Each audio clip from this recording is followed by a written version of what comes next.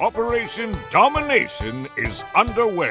The ultimate game plan to dominate your NFL experience. With your hosts, Dan You gotta be confident about your Achilles when you Chase show up. Thornton, Yeah, I mean, I got it. and Adam LaRue. Don't hope to be great and dominate.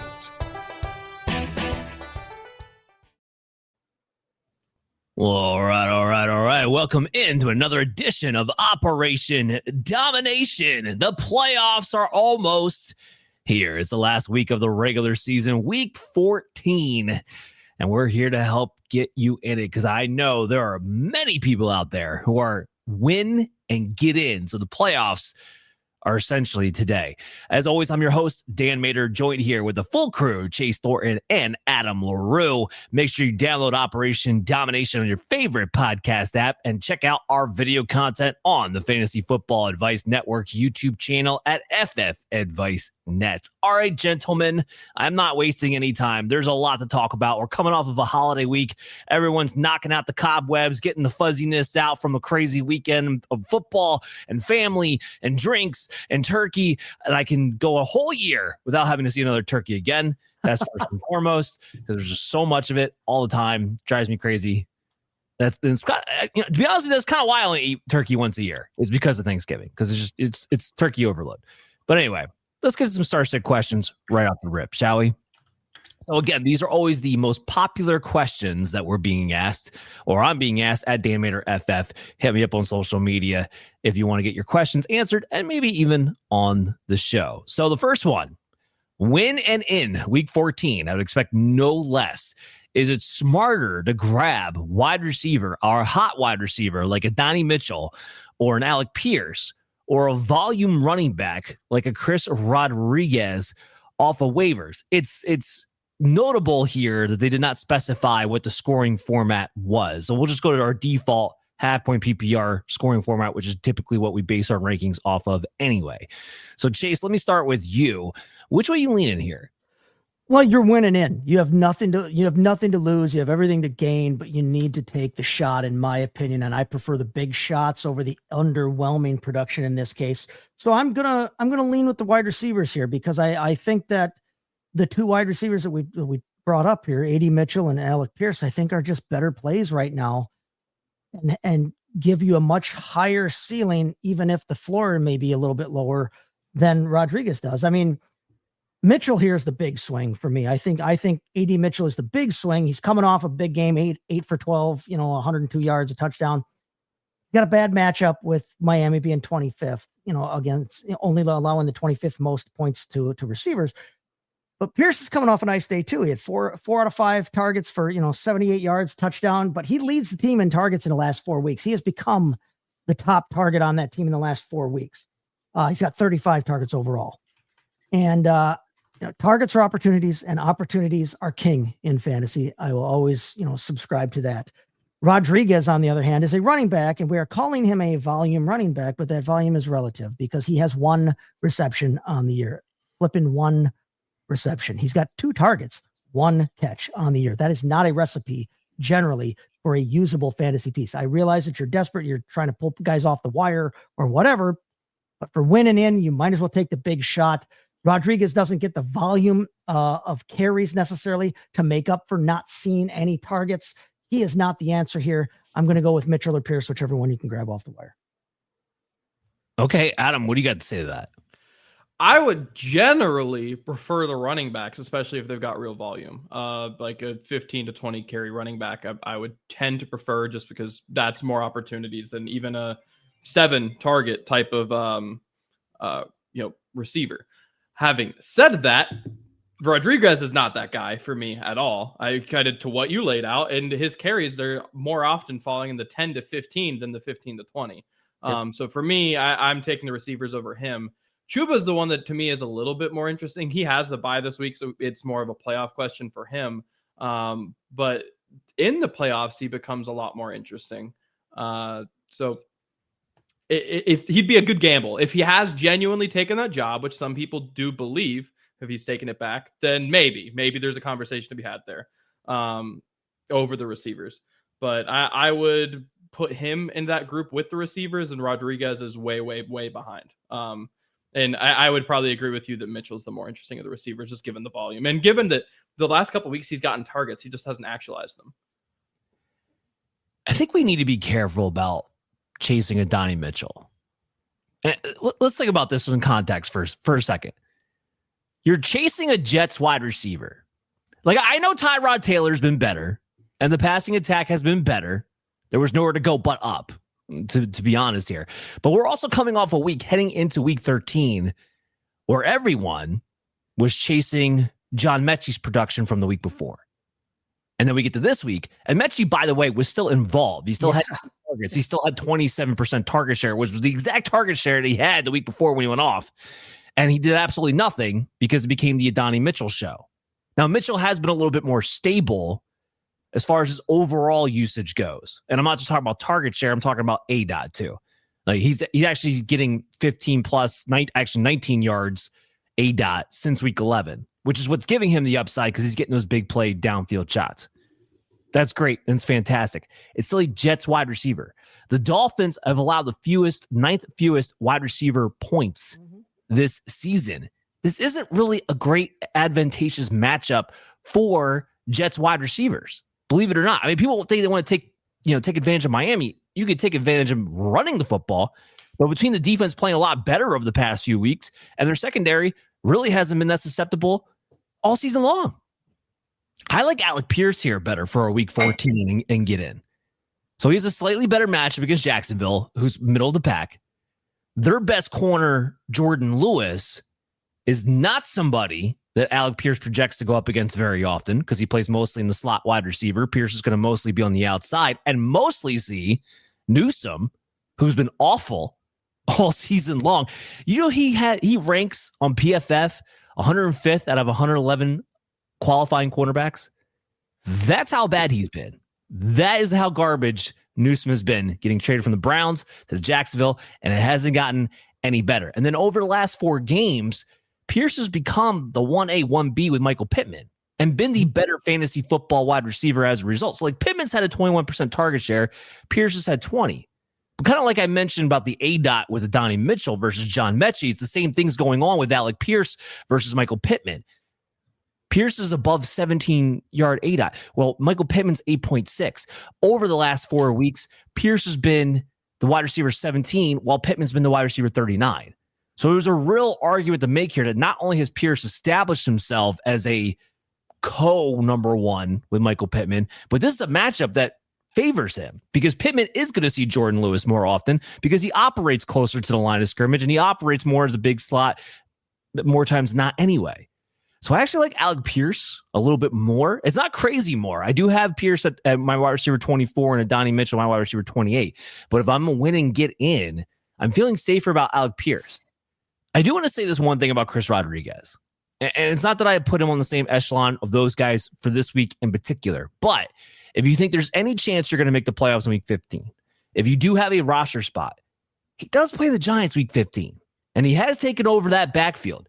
And while you do have to lean on the idea of him dominating rushing yards and touchdowns, there's a decent chance he gets that opportunity against the Giants if you need a flex play. Hopefully you'd have better options. Obviously, week 15, we're not going to have teams on bye, thank God. But an option just to kind of think about for next week, potentially. Last week was the biggest gap between him and Krosky Merritt. It was a 39% carry share to 14%. So that I could see that widen up a little bit. So I just want to kind of throw that in there. But I don't know if you guys want to rebuttal to Alec Pierce for Adonai Mitchell. That's kind of where I'm falling.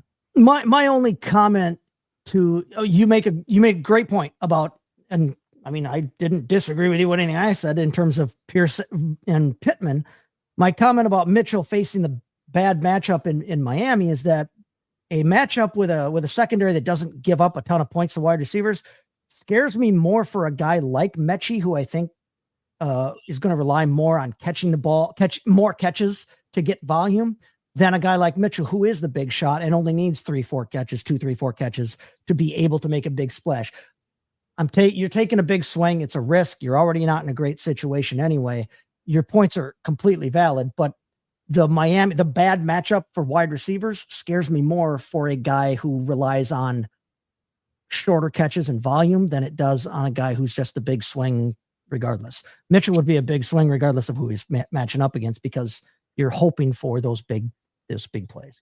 Well, that's how he's being utilized. So I don't disagree with that point. And then Adam just disappoints me with not going with his Colts wide receiver. I mean, come on. Mitchell was also a Colts wide receiver. These are my children. All right. My children. I am overexposed to both of them in Dynasty. So do we want to have a little fun? Do we want to have a showdown? Pierce versus Mitchell? No. Because I'm great with either one of them.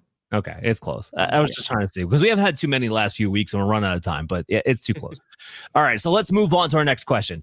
Who's the better, and all of these are just predicated on week 14. So who's the better week 14 pickup and start between Kyle Monangai or Christian Watson? And they also go on to say, if I have one roster spot for a late playoff push, which one of those two as well? So Adam, let's go to you on this one. For this season, this week rather, it's Christian Watson for me. It's close. I think that it is very close, and to me it just gets down and into the matchup where I feel a lot more comfortable with playing against Chicago's secondary than I do Green Bay's run defense. Like that really is where it goes. Especially it's game script too, right? Because Monangai is the type of back who I want. Kind of same as the last question. If you're a guy like Monangai, a guy like Rodriguez, for you to get me fantasy value, in my opinion, I need 15 plus carries. And on games where the Bears are going to win, I'd rather have Monangai in this scenario, because if I'm getting that 15 plus carries, I can get 20 out of Monangai. Otherwise, it's a touchdown or nothing. Like in a game like Green Bay this week, I'm going to get 10 with a touchdown or I'm getting burned. Is kind of how I'm looking at this game. With Monangai. So I'm going the Christian Watson route. I think he's got a similar floor, but I feel a lot better about him hitting towards his ceiling plays in this particular matchup. The recent output's pretty similar. They both have the 10-point games kind of intermixed with their 20-point come ups. So I just, reading the tea leaves, I feel better about Watson this week. Yeah, so I thought this was an interesting question because they're surprisingly similar players right now. Chase, where you fall on this? No, I'm agreeing, and I don't think I'm being a homer when I say I want to take Watson over Monangai. I mean, if you want to take you mentioned the idea of, if Chicago's going to win the game, I like Monangai. This is a weird line on this game. I think Vegas is begging you to take Green Bay and to cover. And I don't know that a 6.5 point favorite is where Green Bay should be in this game. I really don't. So, I think this game is going to be a little bit closer, and Monangai is not unusable, but I agree with you that it's a better matchup for Watson playing against Chicago's secondary than it is Monangai playing against Green Bay's defense there. Monangai is the slower back half of a committee right now. He still is the back half of that committee. If you want to think about it like that, look at their snap totals the last few weeks here over the last month or so. He's only averaging 8.7 points on the year. I know he's had more lately. Watson is the bigger splash play. We just talked about that philosophically, that I like taking the bigger splashes in these kind of situations. He can hit that big play, so he doesn't need a lot of looks, but he did get 10 targets last week, so he can get the looks. He's the special player on that Green Bay offense. And if you want to look rest of season, if you're counting on winning this week and you want to know which one to have on your roster for the next 3-4 weeks, technically Watson's matchups against his remaining opponents are a slightly better rest of season schedule than what Monangai is going to face in his remaining schedule. So it's Watson for me. Yeah, just to kind of piggyback off that, because I do have that in my notes. Watson, he does have the Broncos week 15, which is rough. But after that, he gets the Bears again and then the Ravens. Monangai, he's really going to need DeAndre Swift to get injured, because you got the Browns, Packers again, then 49ers, who have been okay, but they've been more letting up fantasy points to the running backs through the air than they have necessarily on the ground, which doesn't really play to Monangai's strength either. And one quick note about Monangai, he's also dealing with a foot issue for this week. So make sure you tune in tomorrow when I talk to Dr. Brian Scott for the Injury Inquiries episode, because we'll talk about that. Little plug there for tomorrow's episode. It's just so strange because Monangai's been the running back 17 over the past 4 weeks. Swift's been the running back 26. And while he's just been more fantasy productive and consistent too, we're not talking about big plunges here. It's been Swift as the lead guy. I have ranked Swift as the lead guy every single week. And it's not just me. It's been everybody. Like, Chase, to your point, Swift has had 54% to Monangai's 44% in snaps, 48% to 43% in carries, 46% to 35% in routes, 9% to 2% in target share, that being the biggest gap of all. So Monangai, from a usage standpoint, it's still just an RB3. And while he's been out producing that because he gets these red zone opportunities, I can't value him necessarily even as a low-end RB2, even with 4 teams on bye, given the matchup where the Packers only allowed 3.9 rushing yards per play and are much better defense at home than they are on the road. So it's kind of this weird thing where, like, I feel like I keep getting cheated by not starting Monangai, but nothing in my process tells me I can. And then Christian Watson on the other side, I'm with you guys. And this is more about, not only has Watson established himself as the lead wide receiver, 83% routes run, no one else in the Packers has over 70. 26% target share. That's the healthiest target share we've ever seen out of Christian Watson. And that's not just from last week. This is the past month now for this season. And an 18.3 ADOT. We're talking about guys with big ADOTs. They get the big plunges. They have the opportunities to do so. Wide receiver, 16 points per game during that time. And on the Chicago side, Jalen Johnson, he's back, but he's not quite up to himself yet. You can still take advantage of that secondary. The only thing I'm worried about is what the weather in Green Bay is going to be on Sunday, because it's December. It changes fast over there. That's the only thing I'd be concerned about. So I'm with you guys. Not only is it Watson this week, but it's also Watson for the next few weeks. Let's talk about the next question. For week 14, do you guys sense a theme here? Who do I flex in PPR? RJ Harvey or Jakobi Meyers? Do I chase running back volume or wide receiver targets in this spot? Chase, what do you do here? I'm going to stick with the theme that I've established over the first 2 questions here. I'm going to go with the wide receiver here. It's Meyers for me. I just said I like wide receiver targets over questionable volume at running back. Indianapolis is a good fantasy matchup for Meyers too. I mean, he's seen the targets in the offense since he joined that Jacksonville wide receiver core there. He's been really good the last couple of weeks. He's got a touchdown the last couple of weeks. You look on the other side, and Harvey, he's the leader of that backfield, but he's still not like the unquestioned, like, I'm the guy all the time, no matter the scenario, leader of that backfield. They're still using, last week we saw Tyler Badie or Beatty or Badie or however he wants to pronounce that goofy name. They're still using him in the pass game a lot. Vegas is a good matchup, but there's no guarantee with Harvey there. Last time out, a couple weeks ago against Vegas, he only had 3.8 half PPR points, or PPR points, pardon me, against Vegas just a couple weeks ago. So I'm going to take the swing with Meyers because Meyers, I think, has established himself right now in the moment as the top receiver on that Jacksonville team. And I like that matchup with Indy, and it's a big game. That's a big divisional game. Adam, you disagree or no? Nope, not at all. And like I said in the first question, I generally would want to side with running backs. That's kind of when I see the same tier of wide receiver and running back, I normally tie break to the running backs. But at the end of the day, like, RJ Harvey's maxed out at 13 attempts. He's maxing out at like 2.8 yards per carry. I loved him coming out, but call a spade a spade. He hasn't been an efficient back. He hasn't really, other than this last week, getting a kind of, in my opinion, fluky 2-touchdown game, hasn't really actualized it into fantasy points. I can't trust that. And Jakobi Meyers is someone who I've felt for a long time has been one of the most underrated route runners in the NFL. Sure-handed guy, and that's been kind of the type of player that Jacksonville has sorely been lacking throughout most of the season. So it makes sense that they've gotten him into their offense the way that they have, and I would expect that. I don't know that the upward trajectory is done for him in this offense, to be honest with you. I think that, I mean, not fantasy points wise, obviously, but like the targets are still hovering around 6. I wouldn't be shocked if that goes up. And I am starting Harvey in several redraft leagues. It's not that I'm opposed to playing him. It's just I'm starting him where I don't necessarily have a choice. And here I've been given him a choice. And so I'll take the choice. Well, that's what I was going to say. I mean, these guys are eerily close to my rankings. Like, I have RJ Harvey. Keep in mind, there's 4 teams on bye, but I got my running back 16 heading into this week. I got Jakobi Meyers at wide receiver 17. The difference is I have the wide receivers pushed up a little bit ahead of the running backs this week in the flex rankings. And that's kind of where I fall in line with you guys. I mean, Adam, to your point, yes, Harvey has, you want to talk about inefficiency. The guy hasn't gone over 3 yards per carry since week 8.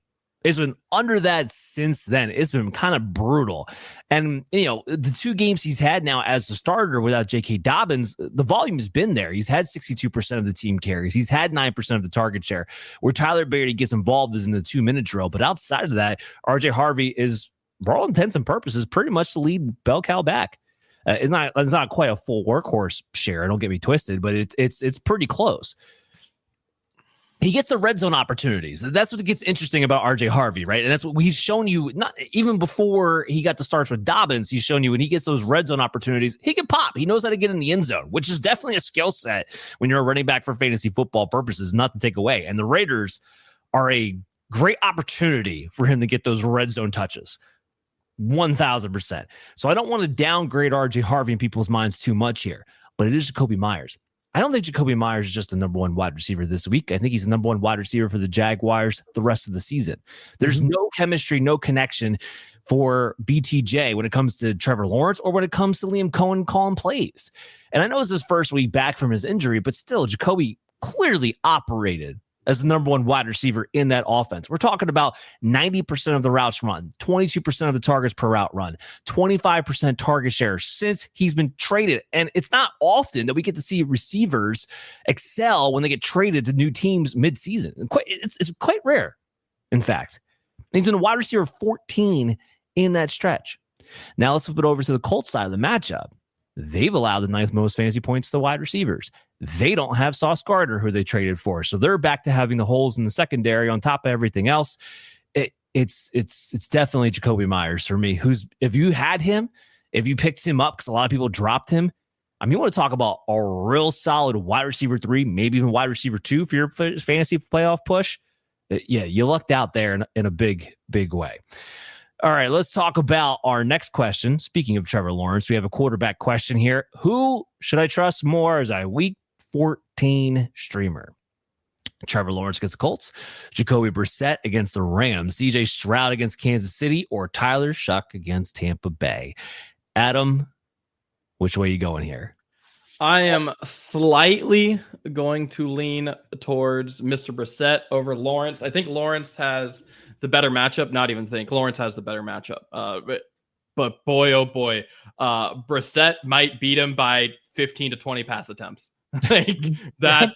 At the end of the day, like efficiency, Lawrence is going to beat him. There's no part of I don't doubt that. But that's a lot of passing attempts that Brissett might beat him by. I would minimum say Brissett's got 45 and Lawrence might end at 30. Like that's kind of where he's trended lately. So that's where I skew that way. I think that you could probably project both of them right around that 20 mark and feel pretty confident about that. It's just the volume for Brissett, man. And then I think the other guys are a further down tier. Stroud and Shough are disgustingly close to each other just because Stroud doesn't do a ton for fantasy. Even though I think he's the much better NFL quarterback. But yeah, they're 2 separate tiers that are not close to me. I feel you on that. Chase, you see this any differently? No, it's Brissett for me, and honestly, it's not as close as maybe Adam might be making out. Just the fact that he's averaging over the last month, he's throwing the ball almost 50 times a game. He's got Harrison back now. He's got the top receiving tight end right now playing in the game in Trey McBride, and they discovered that Michael Wilson can be a guy to lean on if Harrison's not working well. Greg Dortch is a professional football player and a reliable guy to be able to throw the ball to as a 3rd wide receiver or 4th, 5th option on that team. It's Brissett for me. I like what he's got to throw to. I like how they are calling the plays with him and letting him just kind of turn it loose and say, F it, somebody down there somewhere. So yeah, for me, I'm going Jacoby Brissett all day long. He's by far a top 10 play. I'm tempted to put him in top 6 or 8 for me this week. I like what Brissett is doing this year. And I think it's for fantasy wise, I don't care what the record is. I want to see him tossing that Brock, and he's doing it. He's been the quarterback 4 since he's taken over the starter. I have him as quarterback 6 this week. So the Rams are scary. I'm not that scared. Bryce Young just went off. If Bryce Young can go off against you, I'm sorry. It's not Bryce Young. But it was it's the every other week thing with Bryce. I don't care. I do not care. Brissett's a better passer than Young at this point in their career. Oh, yeah. Here's the thing about the Rams. They have a really good pass rush. But if their pass rush doesn't get to you, their corners have been susceptible all year long. Their linebackers are susceptible in coverage all year long. I mean, the reason why the 49ers beat them the first time is because they just attacked the middle of the field. They couldn't get to Mac Jones fast enough. If they're not able to just dominate you up front, they don't have a ton in the back seven. So it's kind of a farce of a defense in a way. And when you have Brissett, you guys laid out the sheer volume of, he's just going to throw and throw and throw and throw. Between 40 and 50 attempts every single game, between 40 and 50, he's only had one game in the last 4 where he's been under 300 yards. He's only had one game since he started with less than 2 touchdowns thrown. This is Joe Flacco 2 years ago. Even Joe Flacco does a little mini stint like a few weeks ago before Joe Burrow came back. This is just where a veteran quarterback comes in, YOLOs, and I'm getting 40 to 50 attempts. Guess what? I'm putting up fantasy football production. Like that's what's happening right now. For instance, Trevor Lawrence, who I do have ranked second of this group, I have at quarterback 13. I don't have him in my top 12, even with 4 teams on bye. Just to make this perfectly clear. He's too volatile. If Trevor Lawrence doesn't run, he's no good for fantasy football because he doesn't do enough with his arm. Plain and simple. Brissett gives you a hell of a floor this week. And if anything, I like it better against the Rams because guess what's going to happen? They get down by a few scores. Great. Brissett's just going to throw more. Remember the 49ers game? They put up 21 points. He had 47 completions. By the way, at the end, I was at the NFL Hall of Fame. That ball's already in the Hall of Fame. The 47 completion ball is already in there. But the NFL record putting up 20 points as a team because they were trailing by 3 scores early. Like, that's what we're talking about here when it comes to Jakobi Brissett. Anyway, I can't believe we got that excited over Jakobi Brissett. But here we are in week 14. See, well, defensive streaming. This will be our last question, and we do. This person wants to know, should they prioritize the Buccaneers, the Dolphins, or the Commanders' defense? And is it worth dropping a mid-tier bench running back to stash a playoff defense? Chase, what do you think? It's Tampa Bay for me. I have been saying it's Tampa Bay. I have been doing that and picking up Tampa Bay wherever I could. And I've been picking up Tampa Bay for the last week or two, trying to stash them myself. I've covered the last week or two here. You know my take on it, that it's the end game of your season. If you can find any kind of matchup, defense, whatever, that matches up well for a playoff, and you think you have a spot available, grab it. I know we don't carry 2 defenses all year. We don't want to, and I advocate that. But this is not all year. This is the end of the year, and this is trying to set you up. It's one game at a time, and if you can find yourself any kind of leg up in any matchup, take it. And Tampa Bay has a great schedule here for the last few weeks of the fantasy season here. They have, in my opinion, the matchup this week going with New Orleans. New Orleans gives up the 5th most points to opposing DSTs. Miami's matchup with New York is not a bad matchup. New York gives up the 10th most, and New York's offense is, who the hell knows what they're doing with their quarterback and everything else, and that franchise is in disarray. Washington has a great matchup with Minnesota. We all saw what happened last week with them. But they probably get McCarthy back this week, which it's McCarthy, and he's not been great, but he's going to be better than Max Brosmer. And Washington is the worst.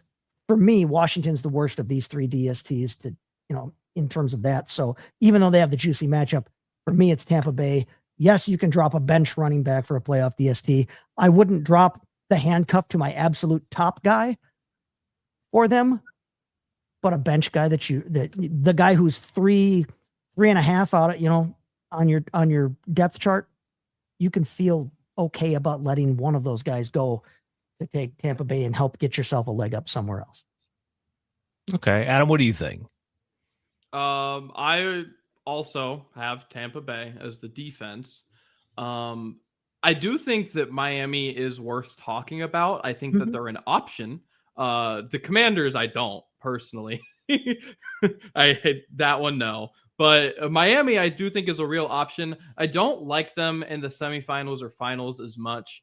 But these next 2 weeks, if you need them for this week, I think they're a really solid option. I think if you need them next week, really solid option. So you got 2 weeks where you're in a good spot with them, and you can kind of reconvene there. And then as far as dropping a mid-tier running back, It kind of depends on how you define that. Look, if you are more likely to play the defense than the running back, I think go for it. Is ultimately where we land with that. And you have to weigh in with like how much impact that running back would have if you did play them. But I mean, look, if they're not really in your flex consideration set, and to your point, they're not a main handcuff to someone that you rely on, they're just kind of someone that you're like, well, maybe. You don't need the well maybe guy, because how often do you actually use the well maybe guy? If you haven't played him in the last month and he's not a handcuff, then you're probably not playing him. Yeah, it does depend on how you define the mid-tier, because are we talking mid-tier as in like, I don't know, Bashal Tootin and Blake Corum? Is that mid-tier? Or are we talking like Woody Marks, that bottom end RB2, high end RB3 tier? Like, is that, because if we're talking that tier, I don't know if I'm giving up one of those running backs, even though they're not maybe necessarily awesome, but it can fluctuate quite a bit when you're in the playoffs. And the last thing you want to do is fall out with not having a real option to be able to turn to in the playoffs. So there's a sudden injury when you're going into week 16. If you go from week 16 to week 17, don't care. Yeah, whoever's going to be in your starting lineup is all that matters for championship week. But weeks 15, week 16, I want to make sure I have some backup options just in case something happens crazily in one of those other weeks there. So I guess it depends on what you're talking about mid-tier as far as the running backs. For me, it's the Dolphins here. Ooh. So the Dolphins this week, number one, the Dolphins have been the number 2 scoring defense over the past 4 weeks, and they're playing against the Jets.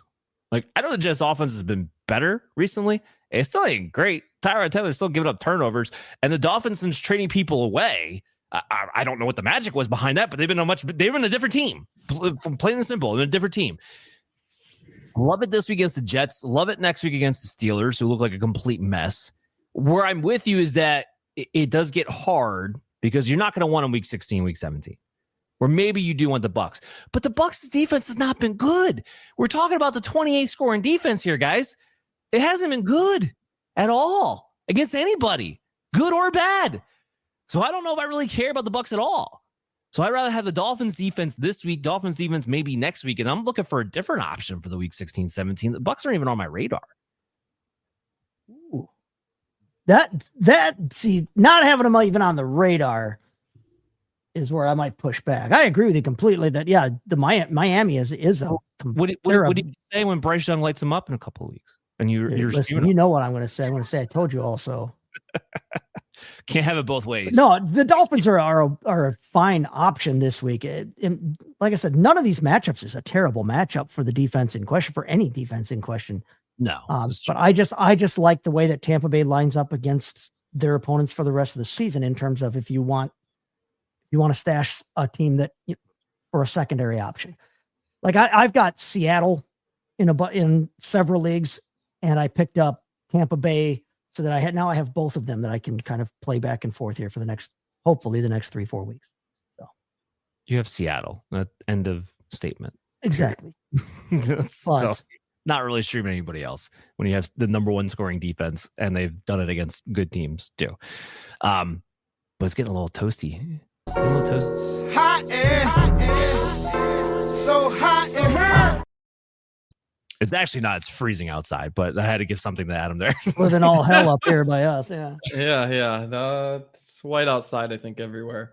I'm jealous for any of the listeners who are warm. All right. This is probably in a lot of leagues. There are some dynasty leagues. Dynasty is redraft everyone's trade deadlines right around the same time. Dynasty, there's some leagues that just don't have one. Mine mostly end of this week, or last week or this week is kind of where mine settled. But there are some leagues that'll keep trading after now, but they're kind of few and far between. Having said that means we've got some massive trades going down. I've participated in some blockbusters. I've been offered some blockbusters. Most of my trades so far this season have been this week. And I think there's some really interesting guys getting moved. So the first and foremost, the number 1 guy, number 2 most traded, but number 1 most interesting in my mind, Justin Jefferson is super liquid, like very, very much so, being moved in a lot of leagues. The second most traded player, second most traded wide receiver. There was an offer in my inbox with him, actually, very similar to this first option, actually. That is Justin Jefferson plus a 2027 first for Jamar, which is to me like same tier of receiver, and you're getting a first, but interesting. Justin Jefferson straight up for Rashee Rice. Justin Jefferson for Josh Jacobs and Jamison Williams. Justin Jefferson and a second for Lamar Jackson. And Justin Jefferson for AJ Brown and Bucky Irving. This is a guy who, for the entire time, and we've been doing this show for a while now. We kind of made some references to it before the show started. We've been, kind of talking together for quite a bit. The entire time I've covered Dynasty, Justin Jefferson has been the most expensive non-quarterback asset the entire time. This is kind of unprecedented that he's moving like this. So I'm curious what you guys have to think about it. Like in my, world of fantasy, this is like pretty big actually that he's moving like this. This is the TikTok immediate gratification. Like, what have you done for me lately? Generation thing coming. I don't hate all of these moves. I would not. The Chase move just blows me out of the water. You are giving up way too much to get Chase, like you just said, a receiver who's in the same tier. Over their careers, Chase has been about a point better per game in half PPR. So has he been the better player? Yes. Has he been giving up a first round pick better? Their age differences, not that bad. Now this season, yes, Chase has been about 5 points better this season. But you're talking about giving up a guy in the same tier to get back a guy in the same tier, but giving up a first round pick as well. I think that's just dumber than all hell. The rest of them aren't necessarily egregious in my mind. The trade straight up for Rice, dynasty wise, I mean, they're not separated by all that much in terms of the dynasty rankings. For me, it's pretty even. But if you're a contender, Rice is going to be better for you for the last month of the season here than what Jefferson is. It's just the truth. It's how it is. If you're a contender, their ages aren't far enough apart for me that I'm pounding the table for either one of them. So I don't hate that deal. The Jacobs and Jamison Williams, I mean, okay, you're getting quite a bit back. It depends again, though. Are you a contender? What do you need to contend for the rest of the season? I don't hate that move. I don't think I'd pull the trigger on it, but I don't hate that move. We've talked about it before that I always approach these, unless I'm told otherwise, I approach these questions as if they're in a super flex league.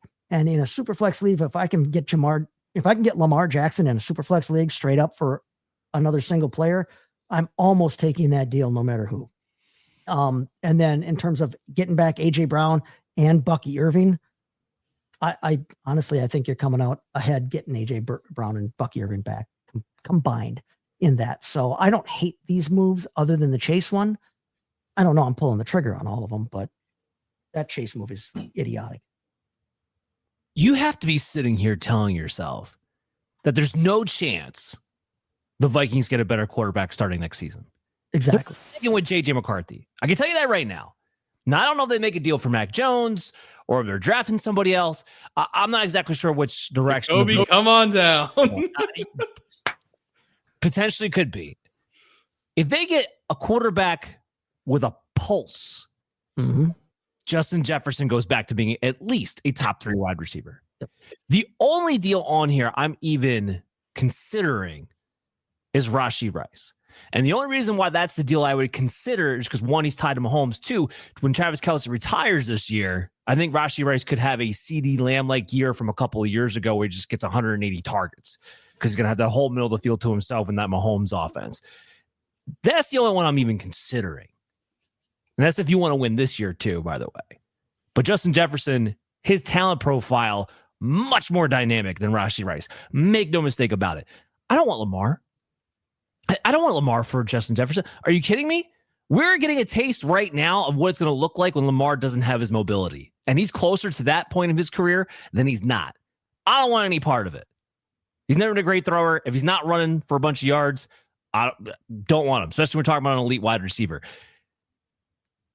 If you think Kevin O'Connell is not going to move heaven and earth to get a quarterback that at least runs his system in their next season, you haven't been paying attention. Because guess what? O'Connell, while it won't happen this year, will be on the hot seat come next year if they don't get this thing figured out.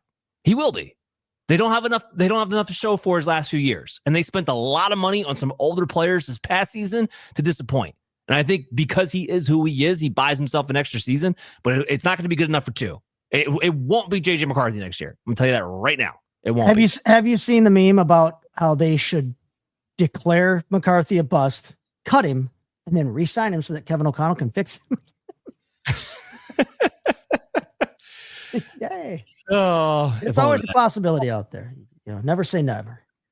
I'm like 75% sure it's going to wind up being Mac Jones. I think they're going to wind up offering some kind of draft capital the 49ers won't be able to say no to. But like I said, even if it's not, as long as they get the quarterback, an average quarterback, I shouldn't say average, a below average quarterback with Kevin O'Connell will get Justin Jefferson back to being a top 5 wide receiver. What they have right now is bottom of the freaking barrel. That's what they have right now. And you said McCarthy's better than Brosmer. Is he? I saw the same production. Like I saw the exact same thing. I didn't see anything different. He's better, but it ain't far. They're in similar company. And you're talking about one guy who was undrafted, one guy who's a first rounder. Like I don't know what they're I saw. working the same shift. Yeah, no, they're not. Yeah, I don't know.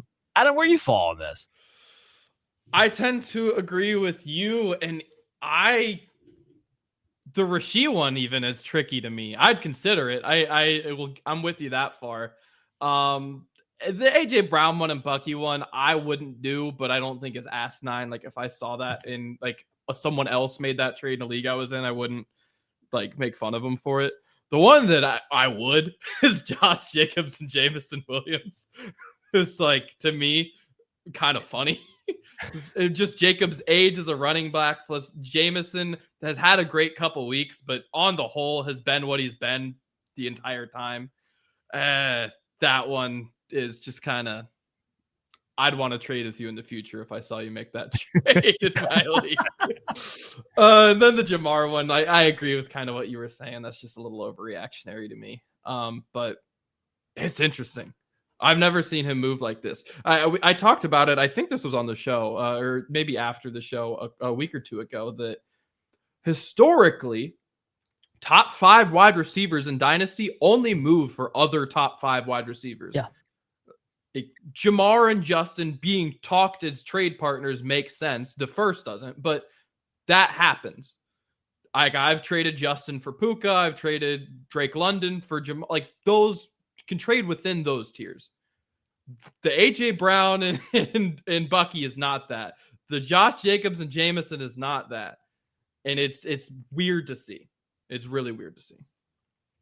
On to the next guy. You kind of alluded to him a minute ago there, Dan. Travis Kelce. He's only the 17th most traded player, but it's the most of the tight end position. And he's one who I've actually traded this week already in a rebuild, because he's someone who has been impossible to trade all season long. Nobody know what to do with him. And we hit this time of year, he's still a top 5 tight end. And well, here we go. Now people are ready to bite. I think everyone's all on the same page. It's probably his farewell tour. And because of that, the prices have hit the point where if you just need a rental for the next month, you can afford it. Let's talk about Travis Kelce. Straight up for a 2028 second. Mark Andrews just resigned today, by the way, and a 2026 fourth. We've got Travis Kelce plus a 2026 fourth for Zach Charbonnet. We've got Travis Kelce for a 2026 and 2027 third, so 2 thirds. We've got Travis Kelce for a 2026 second. That one I saw a couple times, just to throw that out there. And then we've got Travis Kelce for TJ Hawkinson and a fourth. Yes. Yeah.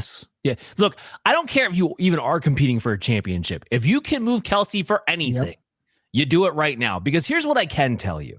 While Kelce has been performing well as of late, I don't think Kelce at the tight end 5 with what he's producing is going to be the make or break for a championship run. So I don't care if you're a championship run or rebuilding. Any value you can get for Kelce, do it now, because you're not going to get anything for him outside of this. period. And some of this is actually pretty good, decent value. Like we're not sneezing anything, but you kind of mentioned it. And Chase, we'll get back to you. Go voice it on it. But I just want to lay this out here. How stupid are the Baltimore Ravens?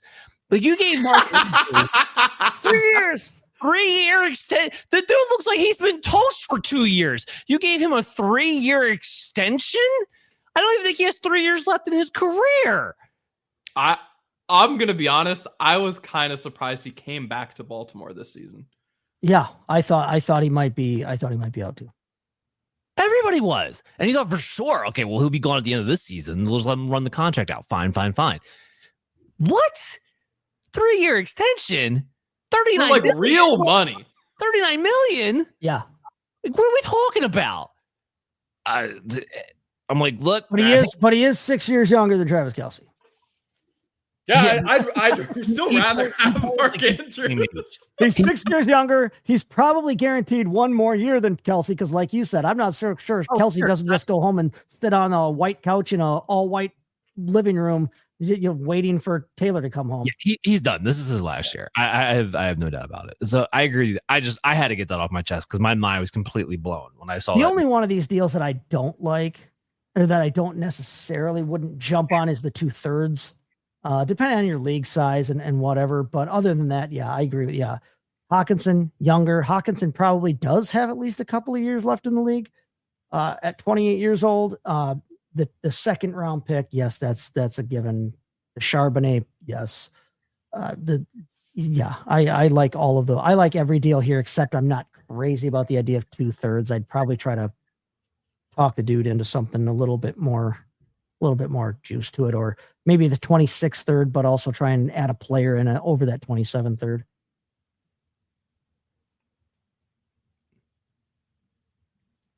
Get Adam. What do you got? Yeah. It's funny to me that I agree with everything you said about Mark Andrews, and that I think would be the one I'd be most excited about to see in my inbox. And I'm like, well, I got a tight end 1 for next year, probably just based on touchdowns. The volume sucks and he sucks, but he gets in the end zone, dude. What do you want from me? Lamar's got his BFF back for 1 more year at least, but 3 if he wants her, if they want it. All right. Another guy that we've talked about today, and someone who I think is really interesting because the market has started to react to Kyren kind of being the exception. Kyren and maybe Bucky. Bucky's still young. We'll see. Of all these late rounded running backs, they blow up. They're really good for fantasy. We're awesome. We're excited for 2 seasons, and then they're nothing. And where 2 years ago, a running back that has 600 yards, almost 5 yards per carry, and a handful of touchdowns at this stage in the season, a rookie, would be catching real value, and I don't feel like Monangai is. And part of it's the situation. I think we all see what Dan talked about earlier, where the usage doesn't actually seem to align with the fantasy points. But he has also looked like an NFL back. And I think in years past, my point being that the market would have maybe overreacted, and I think they've been stable. I think that's a good thing, to be clear. I agree with where the market has him. But it's interesting. It's a deviation in what I think has been over the last couple of years. Let's talk about the actual deals. He's the 9th most traded player, 5th overall at the running back, or 9th overall, 5th at the running back position. Some example trades for him, and they are obviously much more than what he was worth when he came out of the NFL. Let's not get that twisted. But 2027 second and 2028 fourth seems reasonable. Matthew Golden in a second, giving up early on Golden, but value-wise, given what Golden is going for, he hasn't traded much, but what he goes for when he does makes sense. Fair enough. The one that is like the crazy outlier is the 2027 first and the 2026 second. This is what the Dynasty I was kind of expecting to see, and it just seems to be an outlier here. There's a 2026 first straight up. If that was late, I don't think that's insane. I wouldn't do it, but I don't think it's insane. Chuba Hubbard, fair enough. 2027, second. So Monangai and a 27 second for Stafford. If you need a quarterback for your push, fair enough, I suppose. Kyle Monangai plus a 2028 third for Derrick Henry. Same thing. If that's going to get you over the line for the season, fair enough. Curious what you guys think of this. There's a big gulf, like I said. I threw the first and second in here just because that is like the exception, kind of what these types of deals have looked like in the past. But everything else seems a lot more grounded to me. Yeah, I would jump on the one and the two. Obviously, I would jump. yeah. I would jump on. I would jump on the golden 26 and 26 too. I wasn't a big Monangai fan. I didn't like him in the draft process coming into the league. I didn't like how he profiled into the league. I will admit he has looked much better on the field in the league than I thought he would on paper coming into it. But I'm still not crazy about his overall profile. And like you said, the situation that he finds himself in is a little bit wonky for me. So I'll still bet on a young receiver and a 26-2. I would take that. The 26 first, yeah, I would take that too for a first round pick. You didn't spend a first round pick likely on Monangai, so getting one back from him, I'm fine with. And you trading him with the third for the Henry. I mean, depends on. We've said it the last couple of weeks. If you're a contender, you want Henry on your team. If you're not a contender, keep the young guy and keep the third. I realize it's a third that's three years out essentially, but keep the pick, keep the young guy, go for it that way.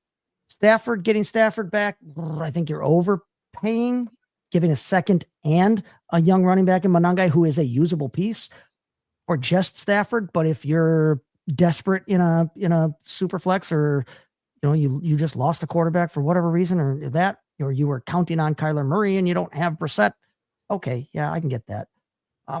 They're not egregious outside of somebody giving you a 1 and a 2 for him.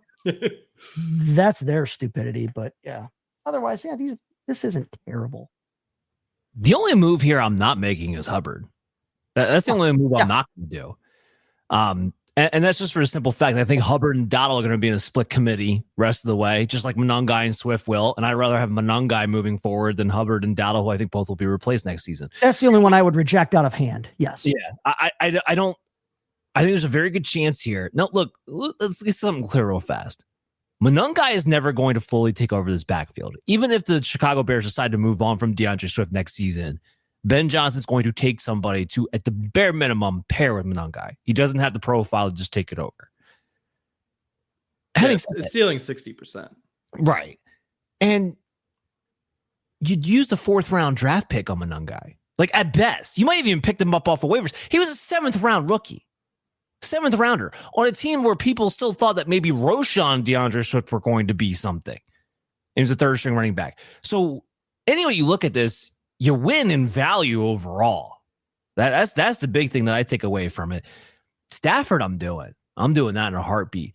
Not only do you have a top 3 quarterback the rest of this season, but with the way he's playing, I have no doubt in my mind Stafford's back for one more year. So give me Stafford rest of this year and another year with that offense and that team. I'm going to take that deal. Because there's, again, Monangai being a 7th round pick, even though he's been very, very good, has no guarantee that he is even involved next season. So I am going to do that move. Isaiah Pacheco. It could be very well. And he might have a shorter leash than Pacheco one. Pacheco wound up being relevant for a couple of seasons. It might not work out that way for Monangai. I tend to think that it will at least have some sort of role because of how well he's played, but there's a chance that it doesn't. Because we've seen this before with 7th round rookie running backs. So I think either way you win. The only one I'm like, is Hubbard. Because I think Hubbard might be in the same boat. Did I wrap it up, Adam? What you got in this one? Yeah, no, I agree. I think it's just interesting because you saw so many crazy overpays when a lot of these guys, when Pacheco was first popping off, when Kyron first popped off, when James Robinson first popped off.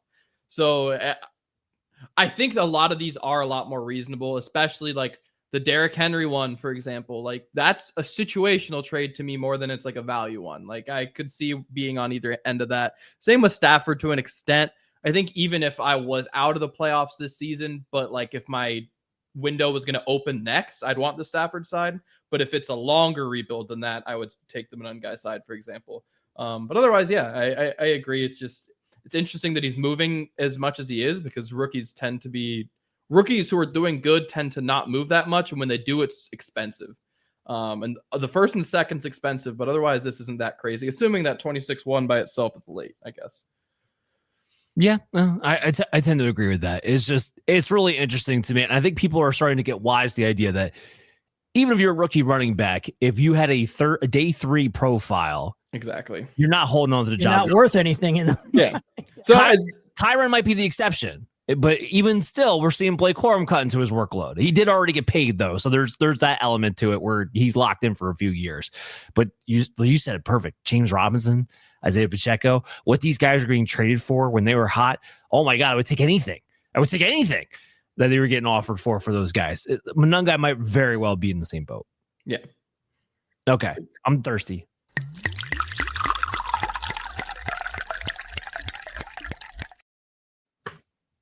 All right. We're putting on the hard hat now. Where's your vest? You need a vest with that. It is time to go to work. Okay. We're getting down to the crunch time in the season. We just talked about it. It's winning it. Hopefully you're either jockeying for playoff position right now in your redraft leagues and dynasty leagues, or you're in a winning in situation or something like that. Hopefully, but even if you're not, even if you're losing and you know you're out of it, you're going to play spoiler. You're going to try and keep yourself out of that basement, and you're going to get the last laugh on some guys that you can knock out of the playoffs too. Either way, it is time to strap on and go to work. Strap up your chin strap, put on your hard hat, go to work. And so this week's cocktail is going to be called the chin strap. It's a riff, kind of a little bit of a variation on a cocktail called the blue collar, because a blue collar player is the guy that puts on his hard hat and goes to work, and the kind of guy that just does what needs to be done. It's not a cocktail for everybody. I'll tell you that straight up, but neither is doing the work needed to get a fantasy championship. Not everybody out there is going to be grinding, but I have faith that the people watching Operation Domination and listening to us, they are going to put in the work.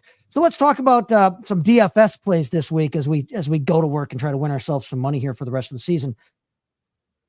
We're going to go with at quarterback, maybe kind of an obvious play, but a guy that we haven't used yet this season. I'm going to go with Josh Allen, the highest paid guy on the salary list, and he's also the quarterback one in ECR ranking this week. He's the quarterback one overall this year. He's the quarterback one in points per game. That's the top quarterback on the slate. So we're going to grab him this week because I like what he has to offer us this week. This game has the highest point total on the slate here at 52.5 points last time I checked. And Buffalo's a 5.5 point favorite. Josh Allen, guy who came into the league with questions about his accuracy, is fourth in the league in completion percentage right now, folks. I have harped on that his whole career. I've said Josh Allen answered every question anybody had about him coming out of the draft process. The biggest one was his accuracy, and he has nailed that every single season. He is right now averaging a career best 69.4% completion percentage at the moment.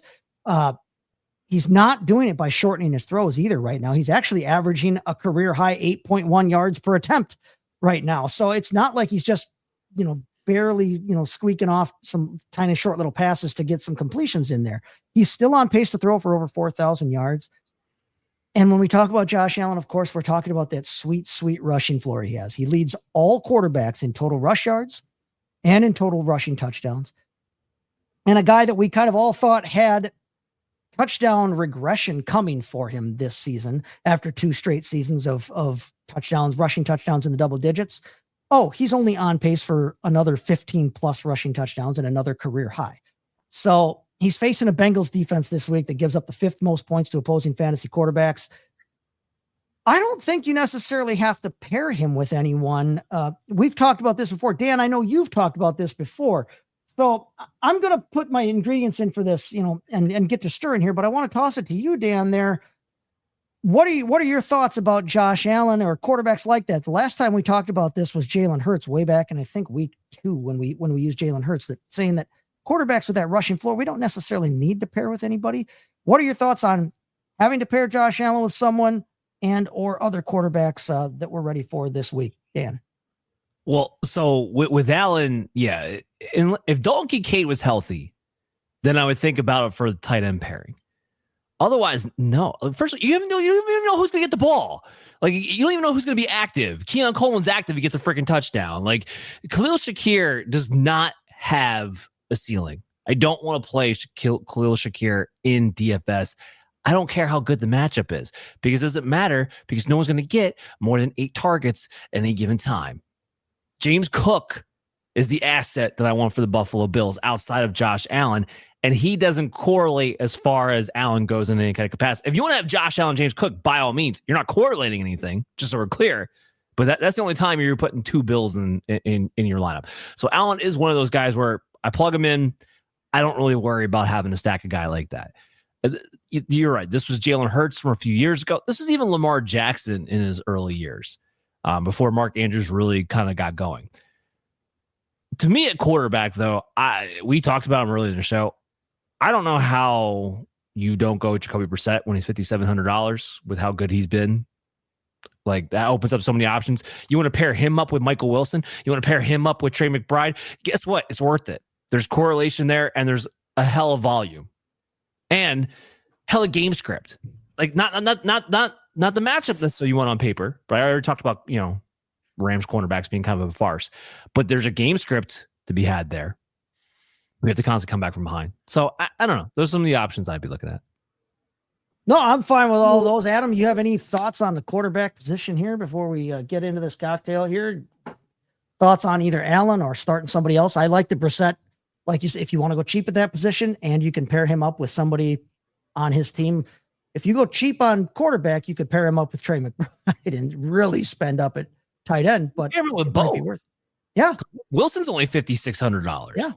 Yeah. I think that's a really solid option as well. But I think if you're going to buy into someone like Josh Allen, this is a good week to do it. I do agree with Dan that I probably wouldn't go for Khalil Shakir, but I think this is, like I said, good week to go for a Josh Allen if you're going to do it. Yeah, and I agree with you completely. I don't think that you have to necessarily pair him up with anybody right now. If you wanted to, yeah, Dan, I'm not crazy about pairing him up with Khalil Shakir. I'm not going to shy away from it. He hasn't been spectacular. He's only 5,300 this week, and he's been a bit frustrating, but so has that whole Buffalo passing offense. But Khalil Shakir, he's still on pace for a career high in targets, career high in catches, career high in touchdowns. His yards per target have shrunk over the past 2 seasons, but that whole wide receiver core has been really inconsistent. Coleman can't establish himself. They tried out, Curtis Samuel has been injured. Eli Moore was there. Now he's gone. Josh Palmer's been a disappointment. Now he's injured. They're bringing back Gabe Davis, what they've tried before. He's been a model of consistency. He's slow. Holy hell, Gabe Davis is slow. And he's supposed to be a deep threat. Like, that's kind of what he does. Well, and he doesn't. He was nearly out of the league after that injury.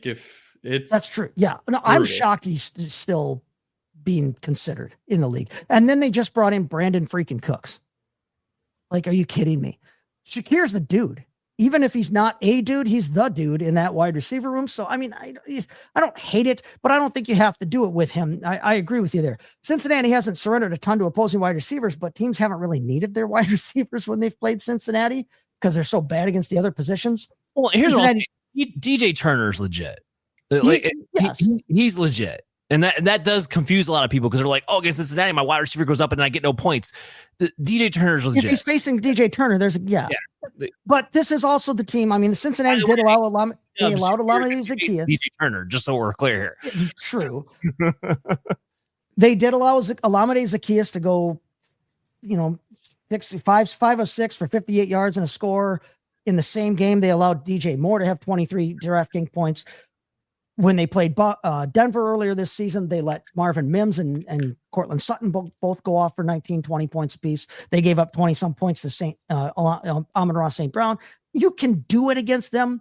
I don't like it, though. I agree with you. I want to keep an eye on Dalton Kincaid's health here because if Kincaid's not healthy, I think if you want to pair Allen, if you're hardcore about pairing him with somebody, pair him with his healthy tight end. Whichever of his tight ends is healthy, because Cincinnati's historically bad against tight ends, giving up the most points. Kincaid's only going to cost you $4,300. Knox is only going to cost you $2,800 if it comes down to it. I realize he doesn't see a ton of targets, but it's Cincinnati and it's worth the risk for that price.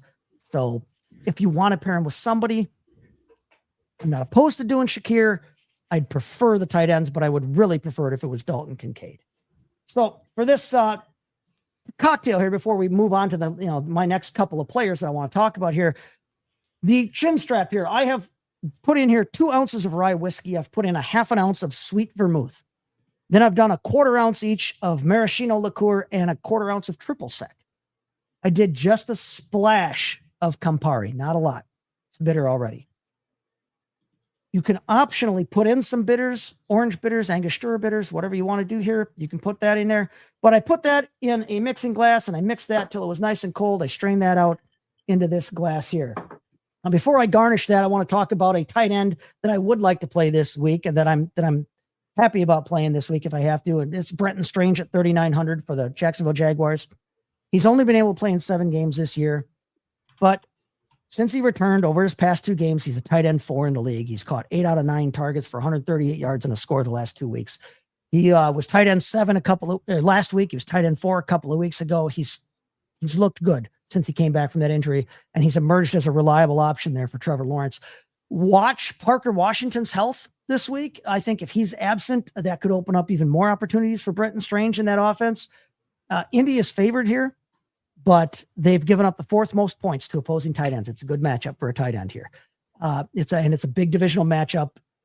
I'm kind of excited to watch this one, to be honest with you. There is a 50% chance of rain down there in Jacksonville, so kind of keep an eye on that if you're not crazy about playing pass catchers in the rain. But it's not supposed to be overly cold, so I'm not overly worried about the chance of rain down there. Was that? It's Florida. It'll pass in 20 minutes. Yeah, right. Yeah, right. Yeah, you have no idea how long it's going to take, and it could be over as soon as it starts. So Brenton Strange there. And then my running back here I want to talk about is Quinshon Judkins at 6,400 for the for our favorite Cleveland Browns there. My fun team there, the Cleveland Browns, my second favorite team. What am I doing with Quinshon Judkins? Well, let me tell you here. He's been 7th in rushing running back rush attempts here, and he's 4th in attempts per game. Okay. And that's even though he couldn't join until late. Remember, we weren't sure how long he was going to be here this year and how long we were going to have him. But Cleveland, Tennessee, that game is the lowest on the slate in terms of total points. It's only got, I think, a 34-point total, and Cleveland's favored by 4. So there's not supposed to be a lot of scoring in this game. But Tennessee gives up the 9th most points to opposing running backs. They give up the 8th highest yards per attempt. They give up the 2nd most touchdowns on the ground of anybody in the league. So, this is a good matchup for a running back, and it has been a good matchup for running backs. You look at Quinshon Judkins a couple of weeks ago against Las Vegas. He had 2 touchdowns there. He had 3 touchdowns against Miami in week 7. So when he faces, similar tiered run defenses, he tends to do pretty well there. There's only 5 running backs who are attempting more rushes per game over the last 3 weeks. I like Quinshon Judkins there. So I'm going to roll with him at 6,400. So yeah, I want to roll with Allen. I don't necessarily have to pair him with somebody unless his quarterback or unless his tight end is healthy. Otherwise, you can think about Shakir. Brenton Strange at tight end if you're not rolling with the Buffalo tight end. Quinshon Judkins. So we're talking about a lemon zest here that I've done over the top of this drink. And there is your chin strap. Buckle up, everybody. Get the work done. Slanjava. Let's get some money this week. Love it, love it, love it. Guys, make sure you check out Operation Domination on your favorite podcast app and find our video content on the Fantasy Football Advice Network YouTube channel at FF Advice Net. I'll be back tomorrow with Dr. Brian Scott for the Injury Inquiries Week 14 episode. And of course, have Chaz Filardi on for Sports Betting Weekly the next day after that. So make sure you download everything. Check out Adam LaRue and Chase Thornton and myself, Dan Mater, and we'll see you guys next time.